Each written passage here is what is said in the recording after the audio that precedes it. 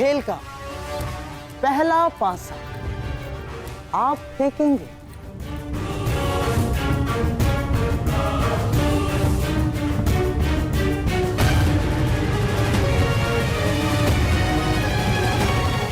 अब तनिक ये भी निर्णय कर लिया जाए कि दांव पर क्या लगेगा।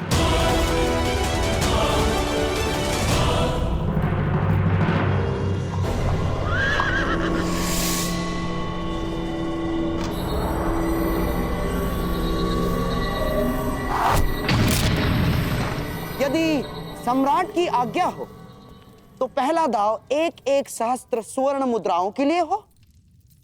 स्वीकार है।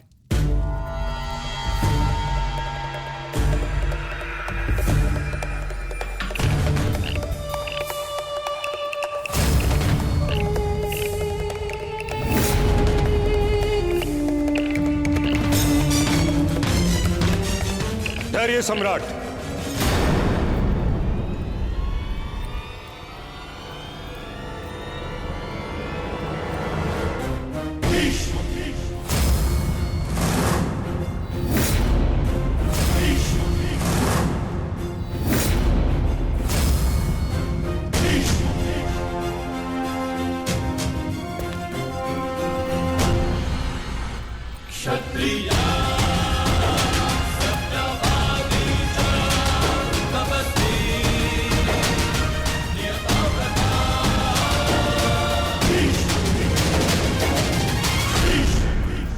एक निवेदन करना है। आपका आदेश आज्ञा करना है पितामह, और मेरा पालन करना। आदेश दीजिए। यदि पौत्र आया होता तो मैं अवश्य आदेश देता, परंतु खेलने सम्राट आए हैं, इसलिए निवेदन है।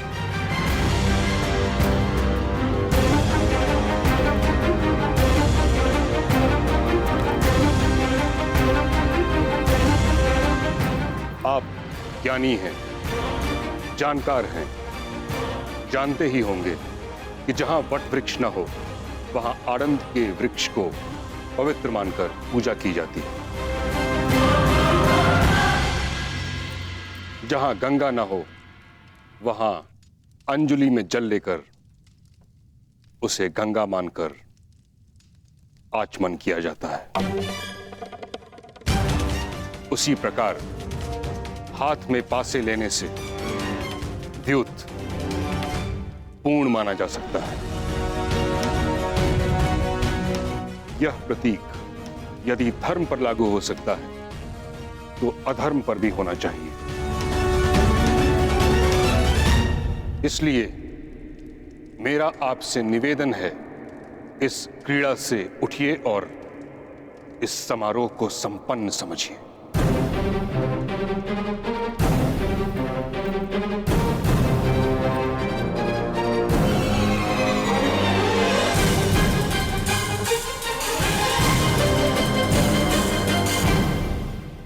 पितामह,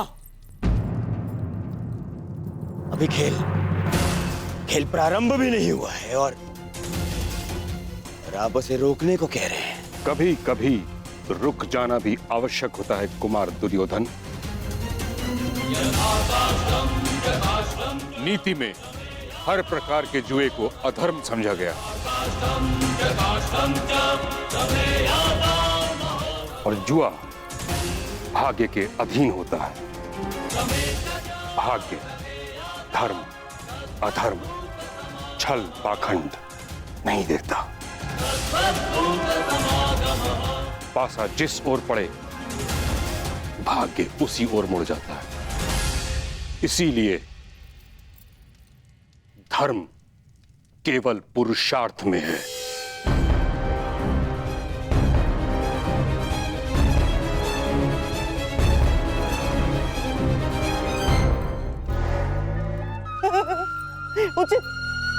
उचित कहां महामहिम,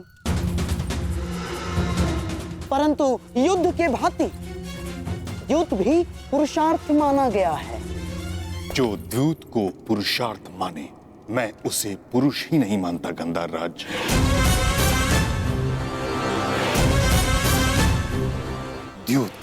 जुआ है, और जुआ एक व्यसन होता है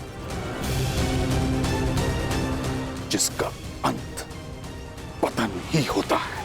और इस कारणवश मैं इस अधर्म को रोकने आया हूं।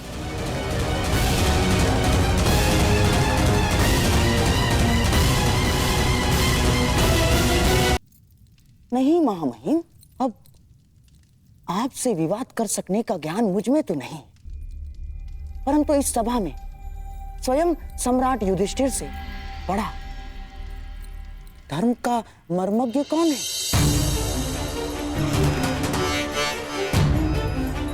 तो सम्राट से ही पूछ लिया जाए कि धर्म क्या है। कहिए धर्मराज, आज के इस क्रीड़ा के विषय में आपका धर्म क्या कहता है?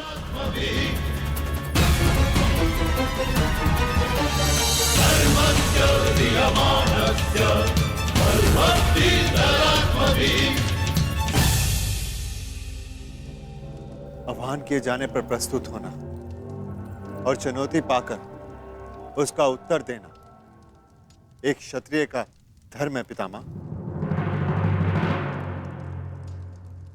तो क्या इसका अर्थ मैं ये समझूं युधिष्ठिर कि तुम्हारी दृष्टि में युद्ध धर्म है? मैं केवल इतना जानता हूं पितामह, जब तक आपकी दृष्टि यहां पर है तब तक यहां पर कोई अधर्म नहीं होगा। अद्भुत अद्भुत वचन सम्राट, अद्भुत। गंगा पुत्र भीष्म, गुरु द्रोण, महामंत्री महाज्ञानी विदुर के रहते अधर्म हो ही नहीं सकता। गांधार राज, आचार्य द्रोण, मैं और विदुर, हम तीनों के अतिरिक्त अन्य लोग भी राज्यसभा में हैं। महामहिम, मैं आपका संकेत समझ गया। यदि आपको ऐसा लगता है कि यहाँ अधर्म होगा, तो उसे रोकने के नियम क्यों नहीं बना लेते आप? हाँ पितामह, मैं चुनौती स्वीकारने के अपने धर्म का पालन करूंगा। आप वो नियम बताएं जिसे अधर्म को वश में किया जा सके।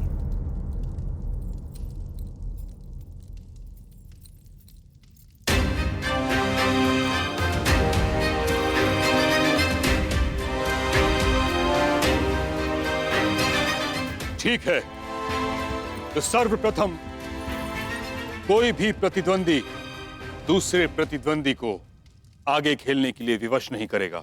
यदि एक खिलाड़ी खेल छोड़ना चाहे तो दूसरे को उससे कोई आपत्ति नहीं होनी चाहिए। परंतु पितामह, बोलो दुर्योधन, तुम केवल अपने पितामह के समक्ष नहीं बल्कि हस्तिनापुर के सिंहासन के संरक्षक और प्रमुख सेनापति के समक्ष हो। समझ गए? स्वीकार है महामहिम। और कोई नियम? कोई भी प्रतिद्वंदी केवल वही वस्तु या संपत्ति दांव पर लगा सकता है जिसका वो स्वयं अधिकारी हो। पितामह, कैसे कड़े नियम हैं? आप खेल खेलने देना चाहते भी हैं या नहीं? मैं तो पहले से ही इस खेल के विरुद्ध था, परंतु तुम अगर नियमों का पालन नहीं करना चाहते तो इस क्रीड़ा को समाप्त समझो।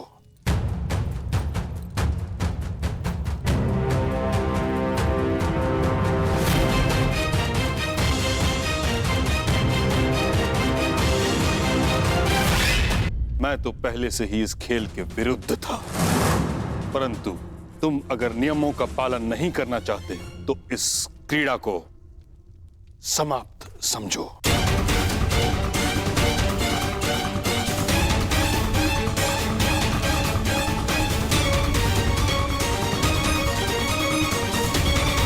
युधिष्ठिर सम्राट हैं और आप युवराज हैं कुमार।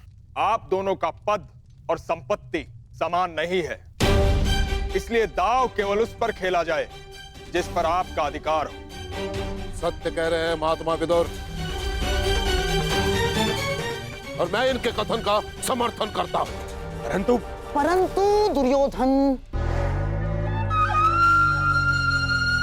अरे इतने महान विद्वान प्रकांड पंडित नियम बना रहे हैं तो हमें स्वीकार है।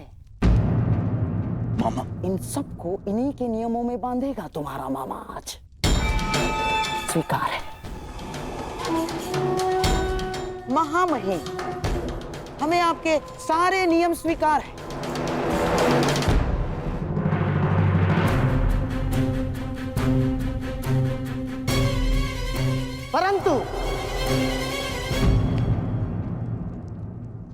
परंतु क्या गंधार राज? मुझे भी कुछ नियम चाहिए। पहला, द्यूत क्रीड़ा कब रोकी जानी है, इसका निर्णय दोनों खिलाड़ी परस्पर विमर्श से करेंगे और सभा में उपस्थित कोई भी व्यक्ति द्यूत को रोकेगा नहीं।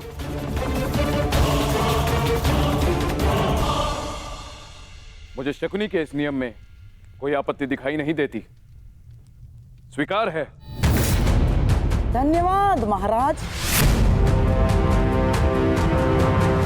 और हाँ, और एक बात, यहाँ जिस भांति नियम बनाए गए उससे यह स्पष्ट प्रतीत होता है कि महानुभावों के मन में यह विश्वास बैठा है कि मैं यहाँ कोई छल करूंगा। इसीलिए मैं चाहता हूं कि जब तक द्यूत क्रीड़ा चलेगी, सभा स्थल को छोड़कर कोई नहीं जा पाएगा।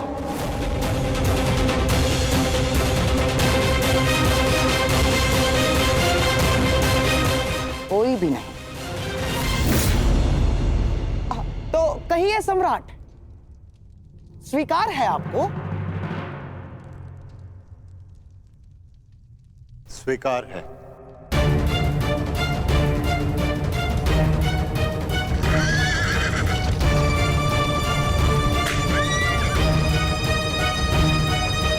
ठहरो,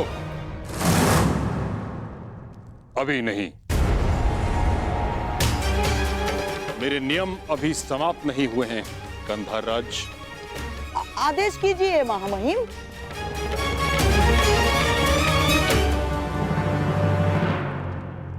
इस सभा में स्त्रियां प्रस्तुत नहीं होंगी।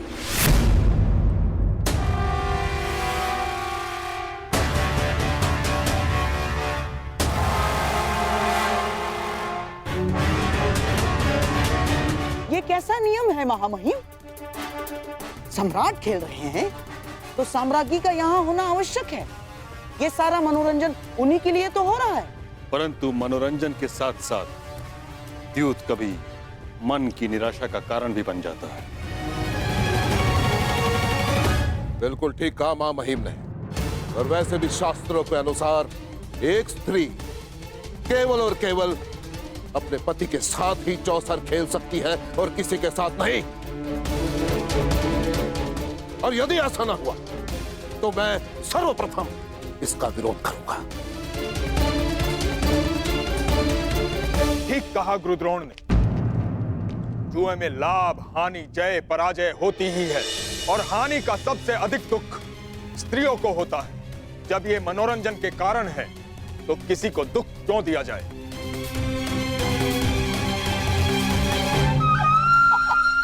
ठीक है महामहिम, अब गंगा पुत्र ने नियम बनाए हैं तो मानने तो होंगे ही।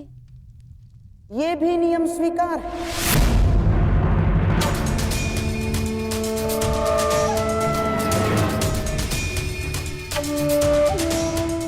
स्वीकार है दुर्योधन।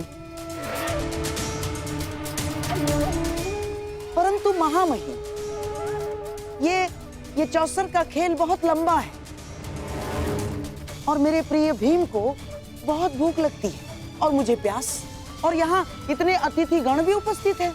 तो मेरा निवेदन है कि भले ही राज स्त्रियां सभा में ना आए, परंतु दासियों को यहाँ आने की और स्वामी की सेवा करने की अनुमति मिलनी ही चाहिए।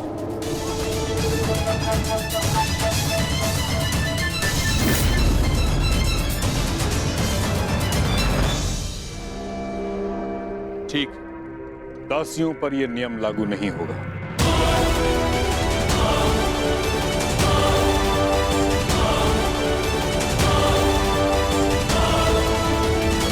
मेरा भी एक निवेदन है सम्राट। मेरी ओर से पासे मामाश्री फेंकेंगे।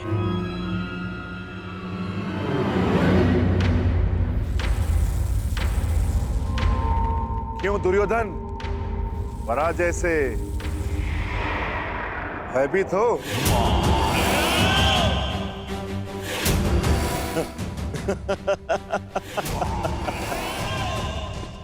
नहीं भ्राता भीम, मैं सम्राट की विजय से भयभीत नहीं, परंतु क्या करूं, इस समय मेरे हाथ पासे फेंकने के सक्षम नहीं है।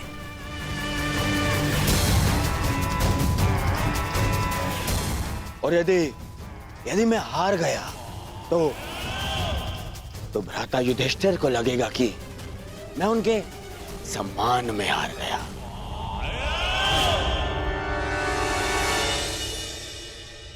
परंतु क्या द्यूत में यह नियम है कि पासे कोई और चले?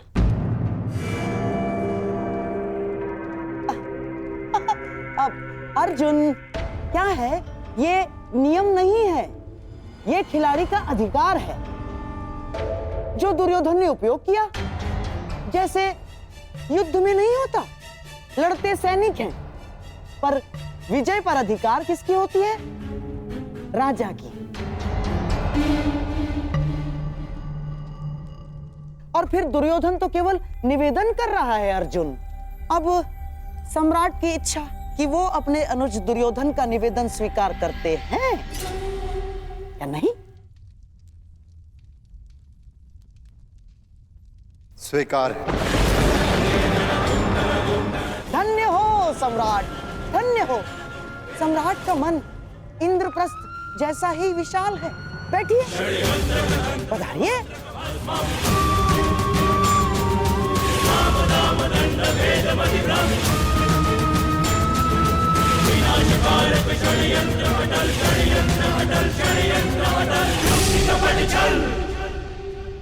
अब मेरा राज स्त्रियों से निवेदन है कि वो अंतःपुर की ओर प्रस्थान करें।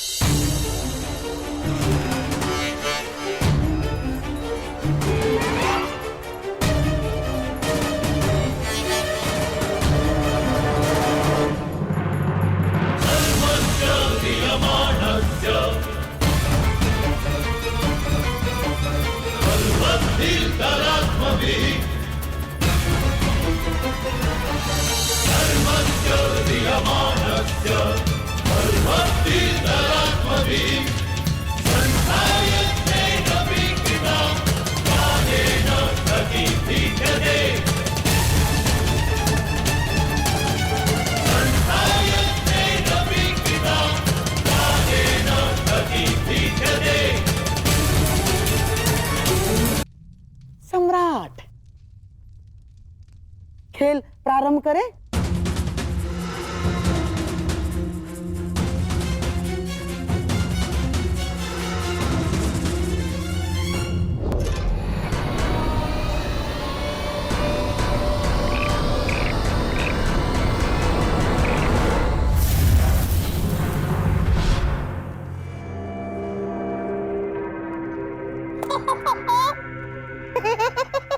पहले ही चाल में पौबारा। प्रतीत होता है कि भाग्य भी चक्रवर्ती सम्राट के अधीन है।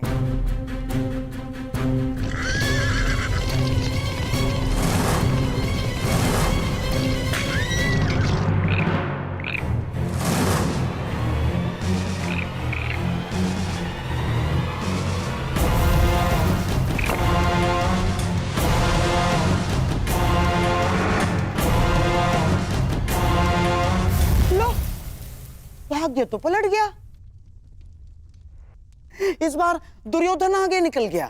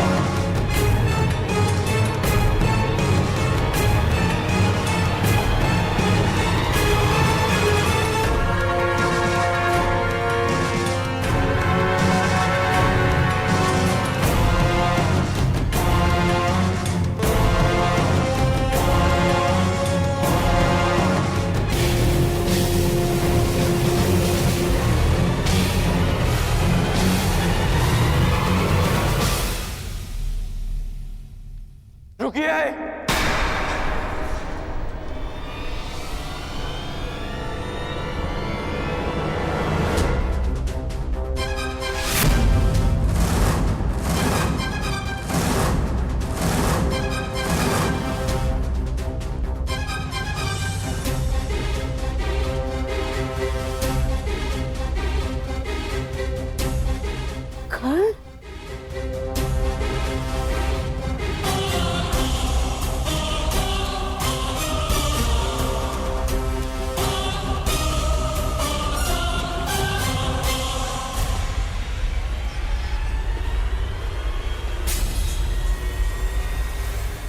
ये द्यूत एक छल है सम्राट युधिष्ठिर।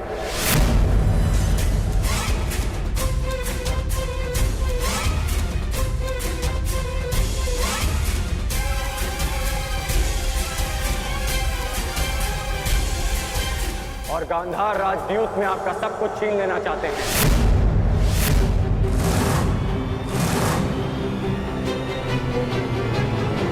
कर्ण, ये क्या कह रहे हो तुम? हाँ महाराज, इस समय चौसर पर आपका पुत्र और मेरा मित्र नहीं, गांधार नरेश शकुनी का भांजा दुर्योधन बैठा है।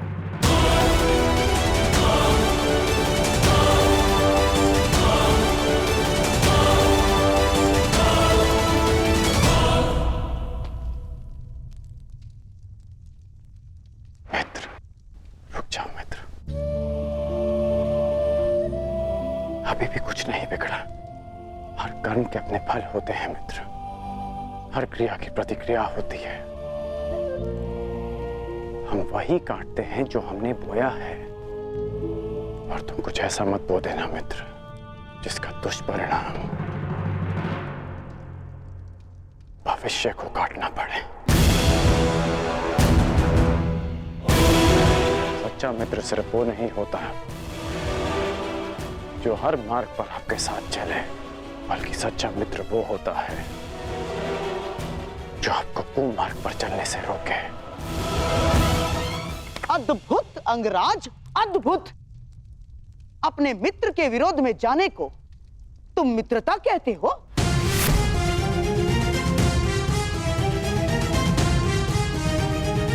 मित्रता का वृक्ष विश्वास, प्रेम और समर्पण की भूमि पर लगता है। आप केवल छल करना जानते हैं गांधार राज, और उस छल से अनेक शत्रु उत्पन्न करना जानते हैं।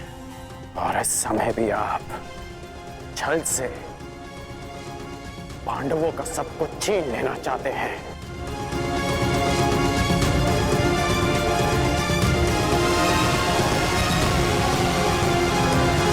से पांडवों का सब कुछ छीन लेना चाहते हैं। वाह अंगराज, वाह! अब मैं इसे क्या कहूं? महान मित्रता या फिर सबसे बड़ा मिथ्या आरोप? ध्यान से देखो इस चौसर को अंगराज। सम्राट युधिष्ठिर दुर्योधन से सब कुछ जीतने से केवल एक पग दूर है। तुम्हारा ये परम मित्र दुर्योधन अपना सब कुछ हारने की सीमा पर खड़ा है, और तुम मुझ पर और दुर्योधन पर छल का आरोप लगा रहे हो।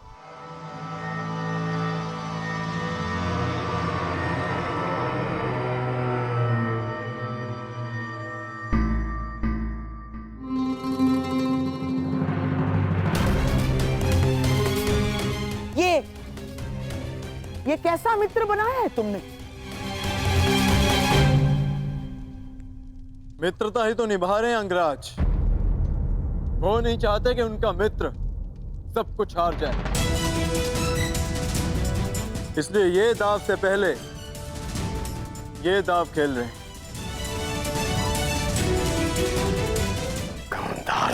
कर्ण, ये क्या कह रहे हो तुम? इस भांति राजसभा में आकर किसी पर लांछन लगाना सही बात नहीं है अंगराज। यहां सबके समक्ष खेल हो रहा है, कोई छल नहीं हुआ है। अब प्रलाप बंद कीजिए और शांति से अपना स्थान ग्रहण कीजिए। यहां मुझ पर सबसे बड़ा उत्तरदायित्व है, मेरे दुर्योधन को इस हार से बचाना। चाहिए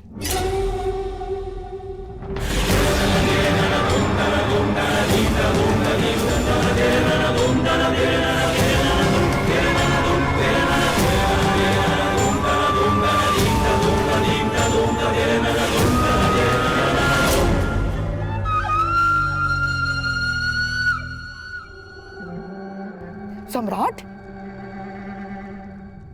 खेल प्रारंभ किया जाए।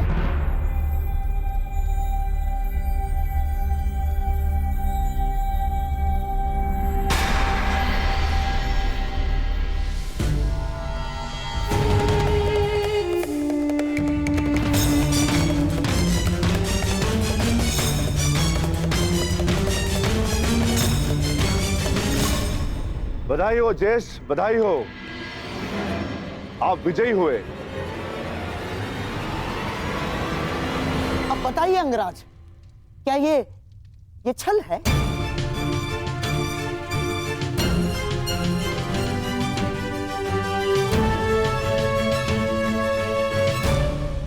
मेरी बात समझो मित्र, मैं जानता हूं कि आगे क्या होने वाला है।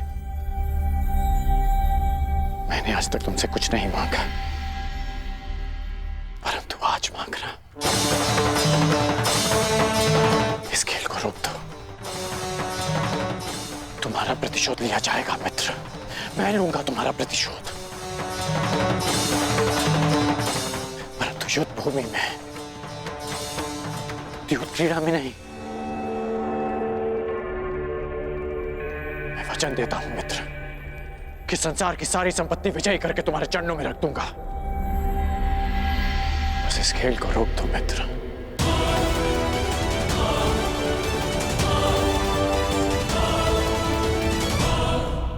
मित्र, कि संसार की सारी संपत्ति विजयी करके तुम्हारे चरणों में रख दूंगा। बस इस खेल को रोक दो मित्र।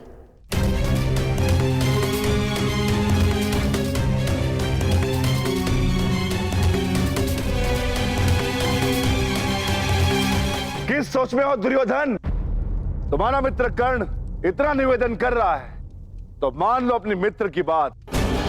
जो कुछ तुम्हारे पास थोड़ा बहुत बचा है उसकी भी रक्षा हो जाएगी। और वैसे भी तुम्हारे पास बचा ही क्या है जिसे तुम दांव पर लगा सको?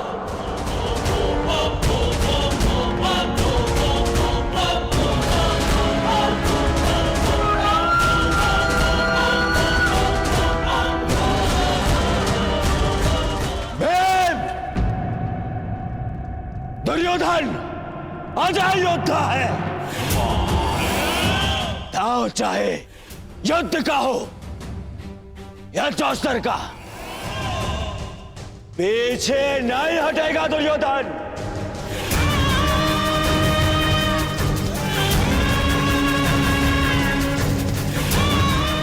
मैं दांव खेलूंगा, खेलूंगा दांव।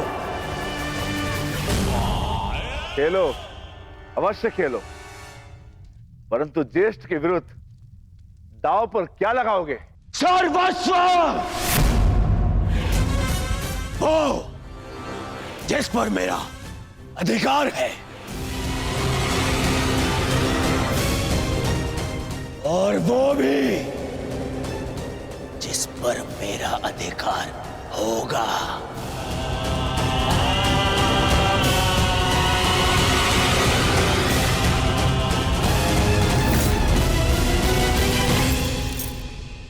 आभूषण जिन पे मेरा अधिकार है।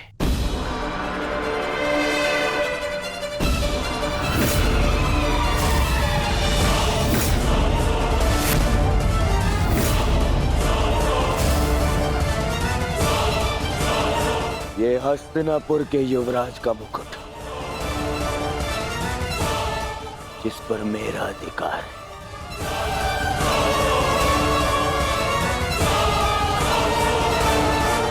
सबसे अधिक महत्वपूर्ण वो जिस पर मेरा अधिकार होगा।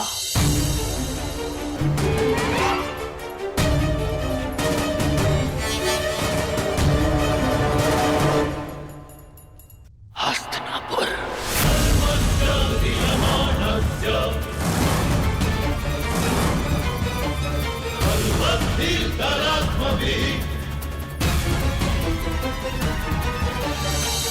मैं दुर्योधन आज हस्तिनापुर के सिंहासन को दांव पे लगाता हूं।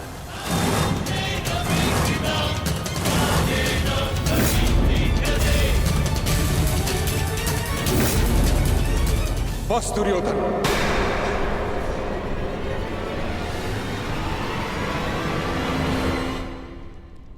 हस्तिनापुर कोई वस्तु, कोई आभूषण, कोई संपत्ति नहीं। हस्तिनापुर सम्मान है। कुरुवंश ने सहस्त्र वर्षों की साधना से इसे अर्जित किया है। तुम इसे चौसर पर दांव लगाने की बात करते हो।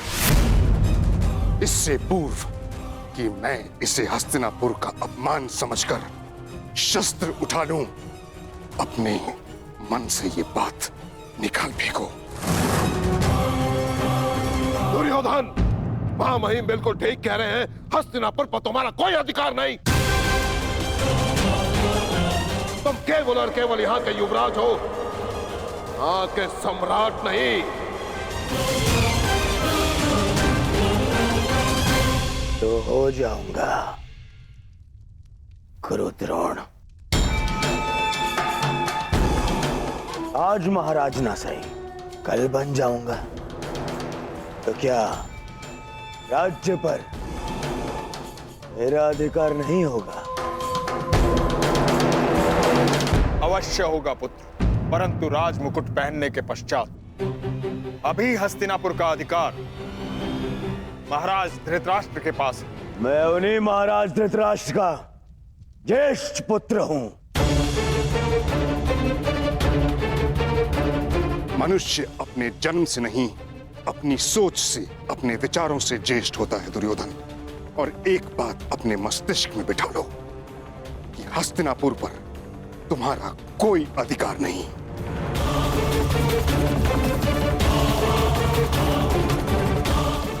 ठीक है, तो जिनका अधिकार है मैं उन्हीं से पूछ लेता हूं। पिताश्री,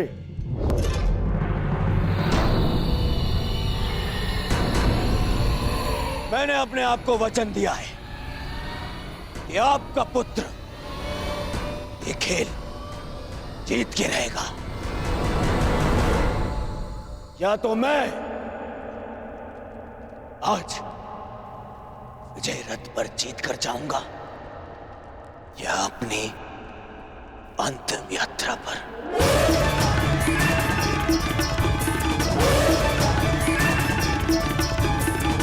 जिस सम्मान की बात पितामह कर रहे हैं,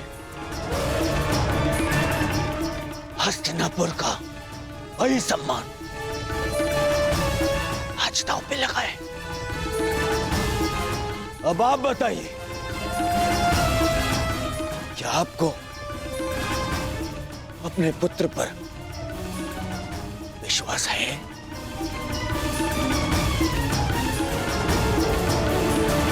या आप भी पितामह की भांति हस्तिनापुर पर मेरा अधिकार नहीं मानते? क्या विभाजन के पश्चात भी आपको लगता है कि मेरा इस सिंहासन पे अधिकार नहीं? बोलिए ना पिताश्री।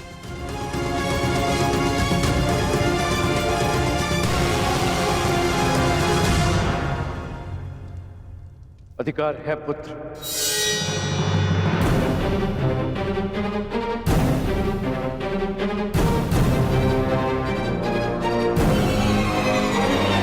और मैं तुम्हें उस अधिकार का प्रयोग करने की अनुमति देता हूं। धृतराष्ट्र, तुम ऐसा नहीं कर सकते। हस्तिनापुर को दांव पर नहीं लगने दे सकते। पितामह, सबको अपनी सीमा का भान कराने वाले आज अपनी सीमा भूल रहे हैं। ये राजमहल नहीं, राजसभा है।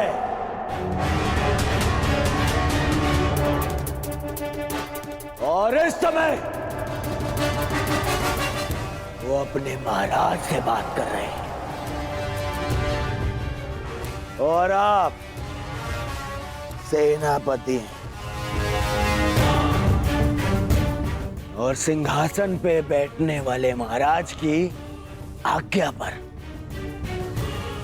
प्रश्न चिन्ह लगाने का अधिकार नहीं है आपको।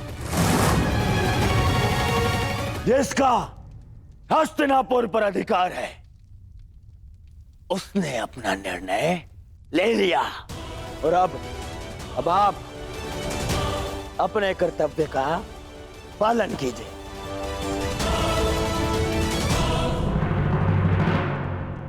तो अब मैं दुर्योधन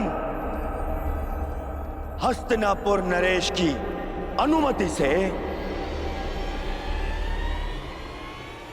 समस्त हस्तिनापुर को दांव पे लगाता हूं।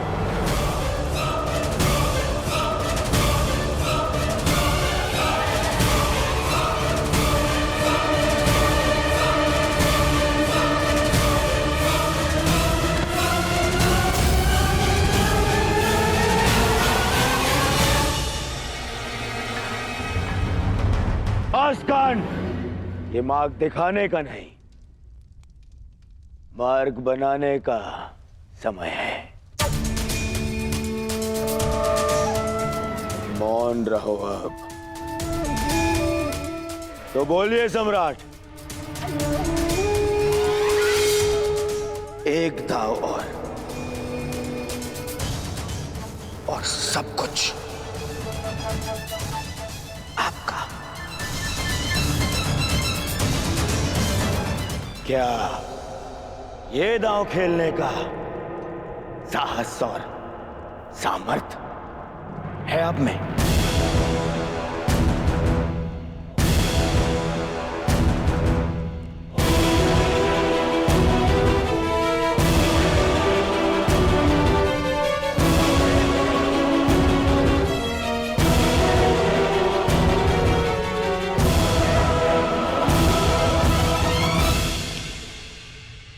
तो मानिए सम्राट, उठ जाइए। लोभ में विवेक मर जाता है। अस्वीकार कर दीजिए ये दाव। मैं जानता हूं कि आप हमारी भलाई चाहते हैं अंगराज,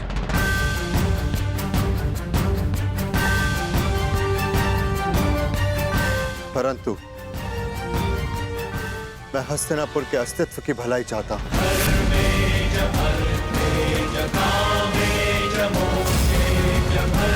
यदि मैं हस्तिनापुर जीत गया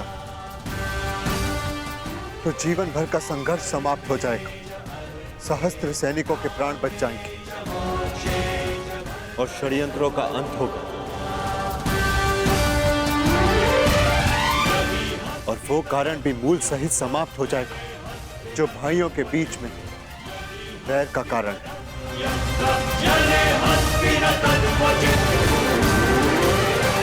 हाँ तो सम्राट, हस्तिनापुर की तुलना में आप दांव पर क्या लगाना चाहेंगे?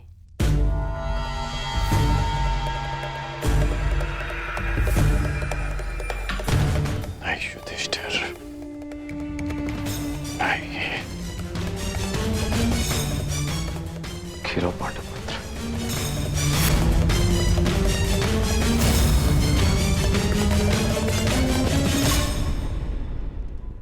मैं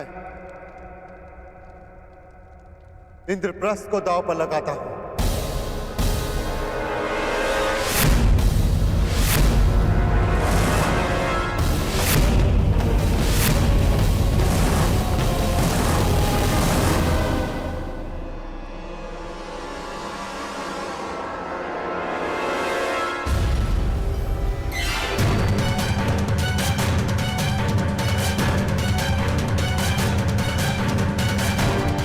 ये तुमने क्या किया? अब भी समय है पुत्र, पीछे हट जाओ। चुनौती का उत्तर देना ही एक क्षत्रिय का धर्म है काकाश्री। बस बहुत हुआ। मैं इस प्रपंच का दर्शक बनकर नहीं रहना चाहता।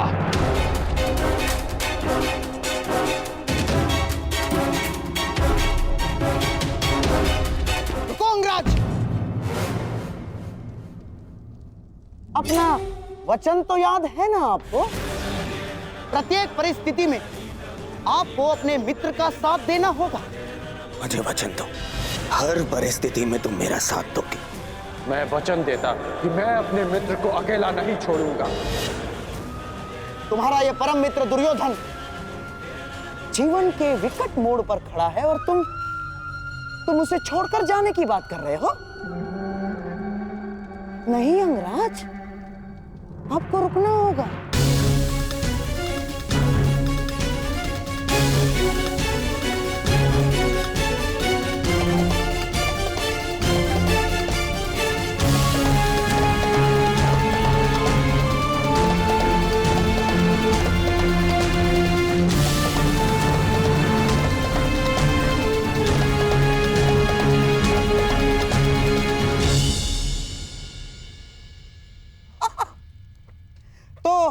आइए सम्राट, बिना युद्ध किए हस्तिनापुर पर विजय पाने के लिए पासों का प्रयाण करें।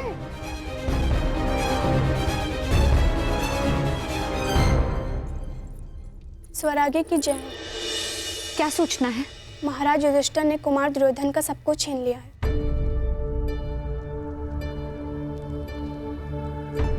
बस अब खेल समाप्त हुआ। माताश्री, अब हमें चलना चाहिए। खेल अभी समाप्त नहीं हुए सम्राज्ञी। युवराज दुर्योधन ने हस्तिनापुर को दांव पर लगा दिया। अंगराज कर्ण ने सम्राट को रोकने का प्रयास किया। तो सम्राट मान गए ना? नहीं महारानी, उन्होंने भी इंद्रप्रस्थ दांव पर लगा दिया। शक्ति ही उसकी सबसे बड़ी दुर्बलता भी होती है और धर्मशील की दुर्बलता उसका धर्म होता है। इसलिए प्रयास करना कि समय आने पर धर्मात्मा को दुर्बल पड़ने से रोक सको। द्यूत पहले विजय देता है और फिर विवेक हारकर पराजय। सम्राट को रोकना आवश्यक है माताश्री, कहीं गांधार नरेश अपने छल से कुछ अनर्थ न कर बैठे। पुत्री, चिंता मत करो, वहां पितामह है, द्रोणाचार्य है, कोई अनर्थ नहीं होगा। जब पितामह और आचार्य द्रोण हस्तिनापुर को दांव पर लगने से नहीं रोक पाए माताश्री, तो कोई और अनर्थ कैसे रोक पाएंगे? सब नियम से बंधे हैं और हम भी। और नियम ये है कि जब तक युद्ध चलेगा राजस्त्रीय सभा में प्रवेश नहीं करेंगी। लीजिए सम्राट, अब दोनों खिलाड़ियों का केवल एक एक मेरु शेष है, दांव बराबर का, और जीतने का अवसर भी बराबर का।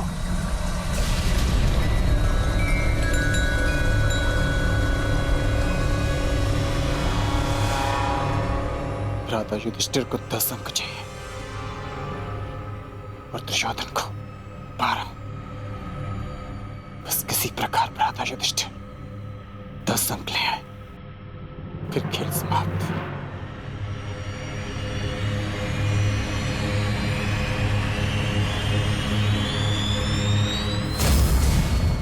अच्छा प्रयास था सम्राट, केवल एक पक्ष से दुर्ग के भीतर जाने से रह गए।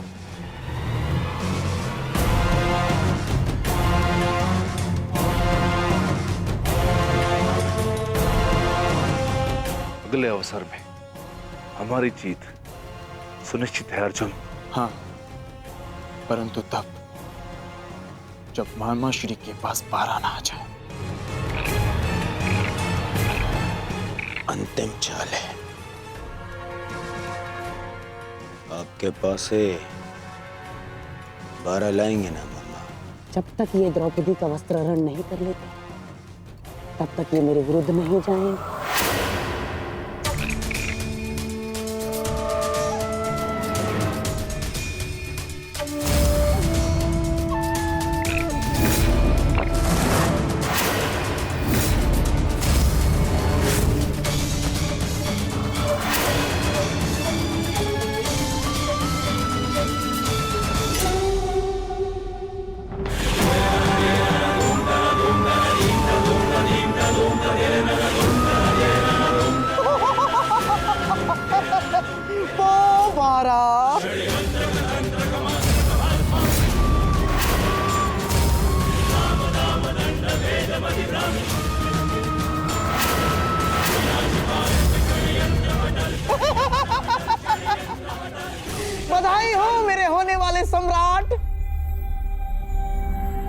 से इंद्रप्रस्थ तुम्हारा।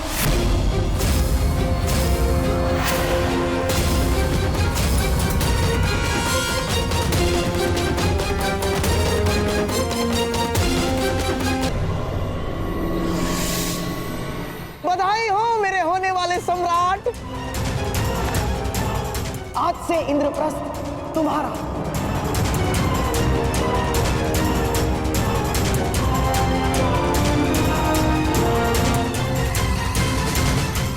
और महाराज आपको भी बधाई हो, आपके पुत्र ने आपका विश्वास जीत लिया।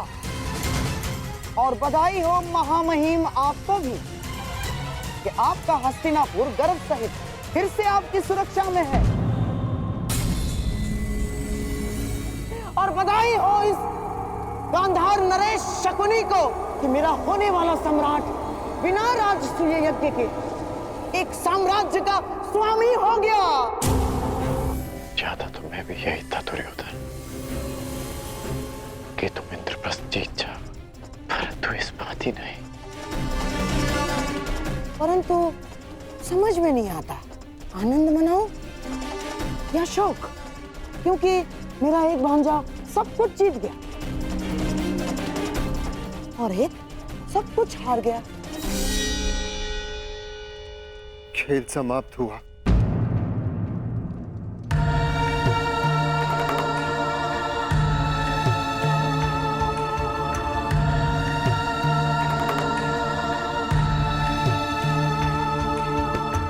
इंद्रप्रस्थ की बधाई अनुज दुर्योधन।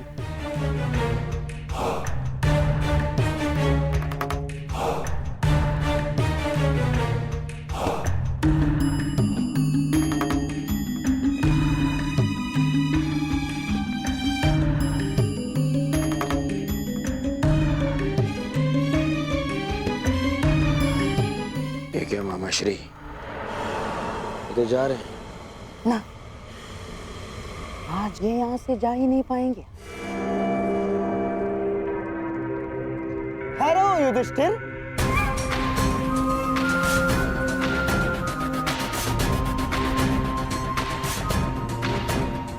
माना कि मैं मेरे दुर्योधन की विजय से बड़ा प्रसन्न हूं, परंतु तुम सभी तो मेरे बहन कुंती के पुत्र हो, सम्राट बनकर आए थे और भिक्षुक बनकर जा रहे हो। युधिष्ठिर, मुझे बहुत दुख हो रहा है।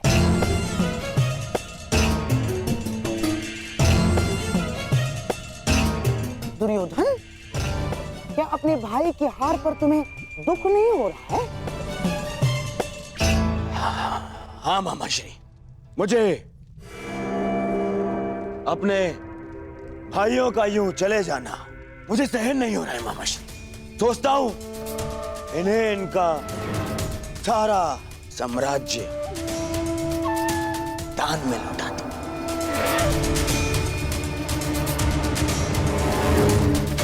वाह दुर्योधन, वाह! तुम्हारे हृदय की विशालता देखकर मैं बहुत प्रसन्न हुआ। परंतु दुर्योधन, इनको ये सब दान में देना इन महाप्रतापियों का अपमान नहीं होगा दुर्योधन?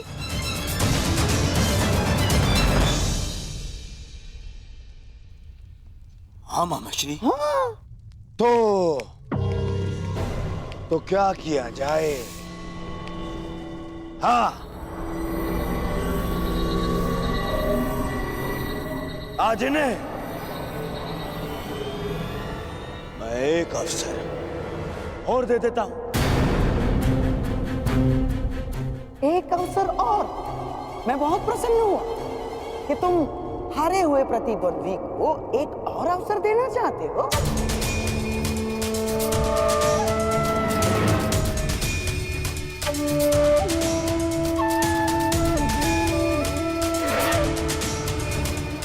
अभी तो बहुत कुछ शेष है धर्मराज,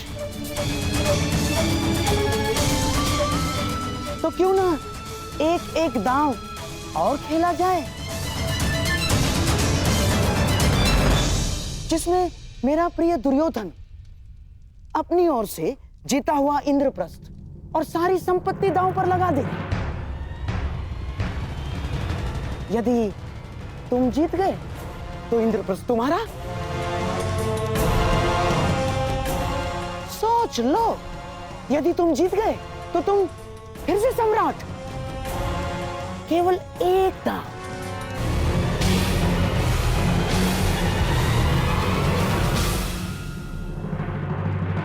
परंतु मेरे पास दांव पे लगाने के लिए कुछ नहीं है मामा श्री। मेरे अधिकार में अब कोई संपत्ति नहीं।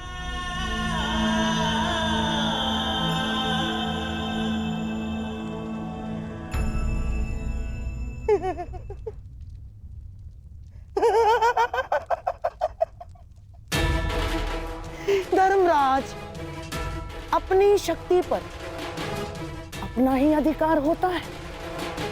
सोचो, वो कौन सी शक्ति थी जिसके बल पर तुमने गुरु द्रोण को गुरु दक्षिणा दी?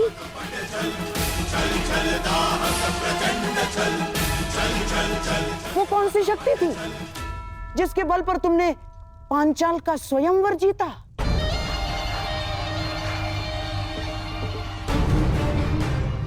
और वो कौन सी शक्ति थी जिससे जरासंध जैसे महाबली का संहार किया?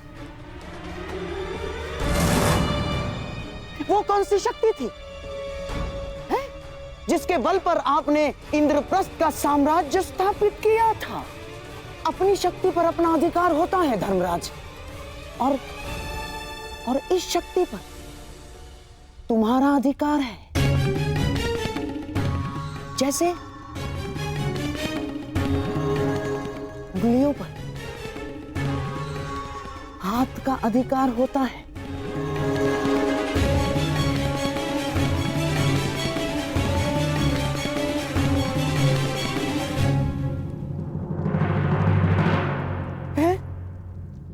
तो बोलिए।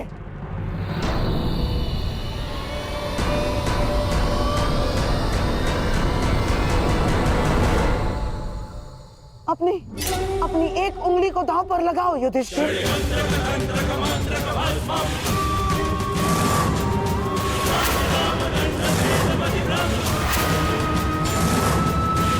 और जीत जाओ। यदि जीत गए तो सब कुछ फिर से तुम्हारा। तो बोलो धर्मराज, अपनी किस उंगली को दांव पर लगाओगे?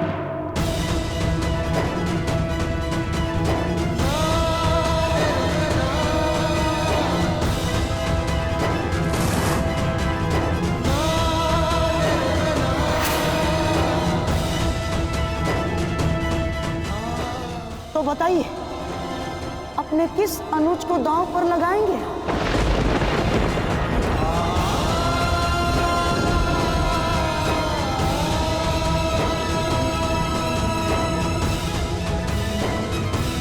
संभव है।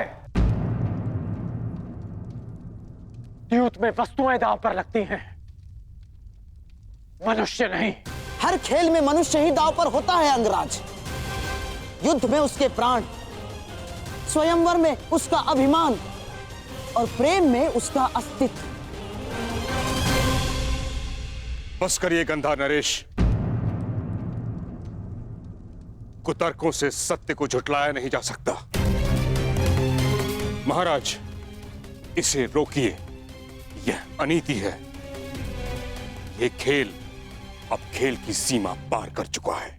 पितामह, यह खेल सीमा तभी पार कर चुका था जब मैंने हस्तिनापुर को और युधिष्ठिर ने इंद्रप्रस्थ को दांव पे लगा दिया था।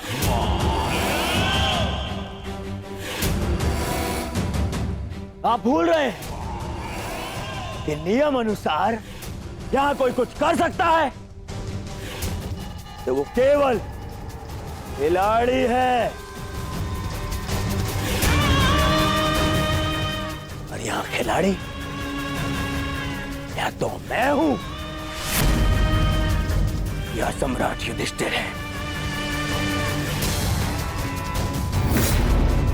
और सम्राट खेल अपनी इच्छा अनुसार खेल रहे हैं। हमने केवल सुझाव दिया है। निर्णय लेना अब इनके हाथ में है।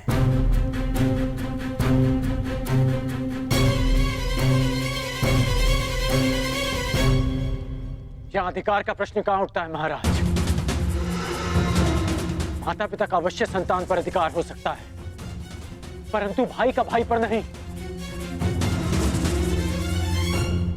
अंगराज का तर्क नीति सम्मत है। भाई पर भाई का कोई अधिकार नहीं होता।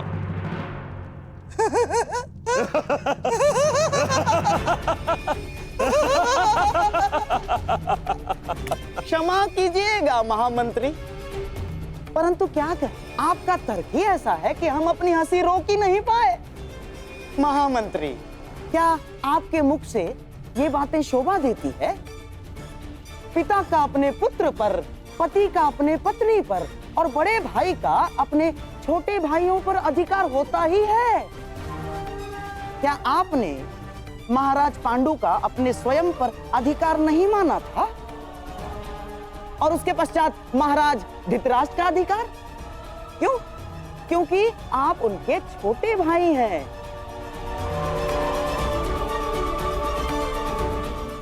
और हाँ, महामहिम, क्या आपने अपने पिता के मृत्यु के पश्चात अपने छोटे भाइयों का पिता के भांति पालन नहीं किया? क्या उनके लिए काशी की कन्याएं हर कर नहीं लाए थे आप? अधिकार नहीं होता।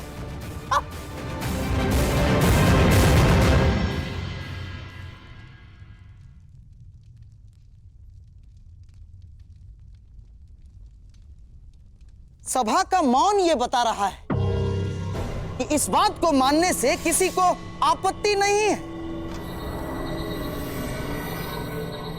कि अग्रज का अपने अनुज पर अधिकार होता है।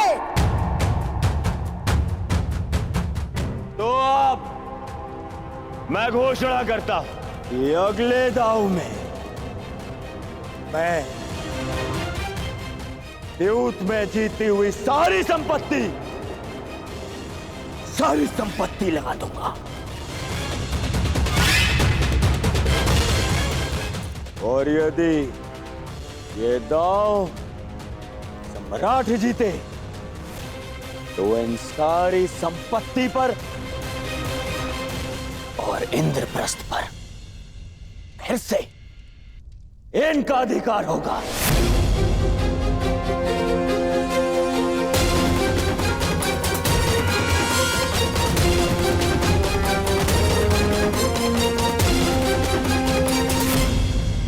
महारानी, क्या सूचना है? महाराज इंद्रप्रस्थ हार चुके हैं।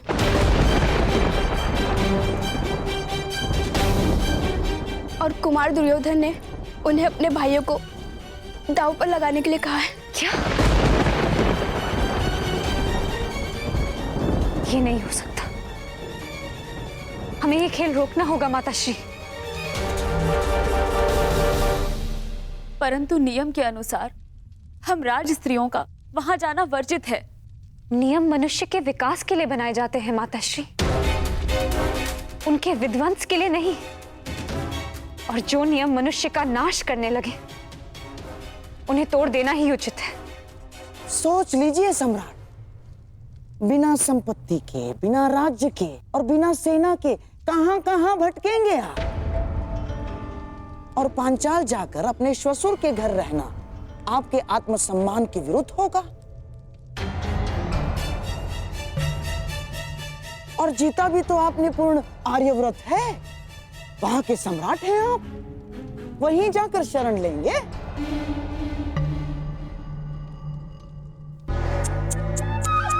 ना सम्राट ना। और साम्राज्ञी को क्या भिक्षुका बनाकर रखेंगे आप?